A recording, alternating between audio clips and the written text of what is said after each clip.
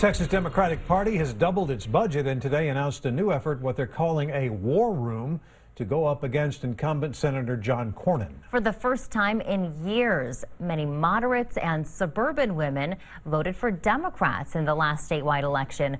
Both parties think the 2020 battle will be mostly in suburban counties, specifically Hays, Williamson, Fort Bend, Tarrant, Denton, and Collin counties.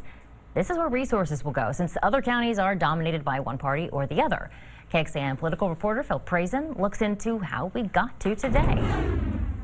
Everywhere in the country, you saw college-educated voters, voters moving into new suburban districts, come to the Democratic Party. The Democratic Party earned their trust. Executive Director of the Texas Democratic Party, Manny Garcia, is bolstered by a recent poll showing 1/3 of Texans disapprove of Senator Cornyn and 1/3 of Texans don't know enough about him.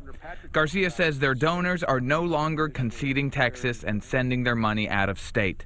Also, national money is coming in for 6 swing districts for Congress here. So they'll be able to add researchers, advertisements, data, and field teams. What's the difference between now and in 2018? Like, why no Cruz war room, but now there's a Cornyn war room? We are showing that Texas is the biggest battleground state in the country, that the U.S. Senate race is a top-tier race, and that John Cornyn is incredibly vulnerable. So with all of that interest coming together, we're going to be able to have the resources necessary for everybody to know what's at stake in this election. In his senior level positions in the Senate, he has done a fantastic job representing Texans, standing up for Texas, and I have no doubt that he'll make that case well. In short, Chairman of the Texas GOP, James Dickey, says, bring it.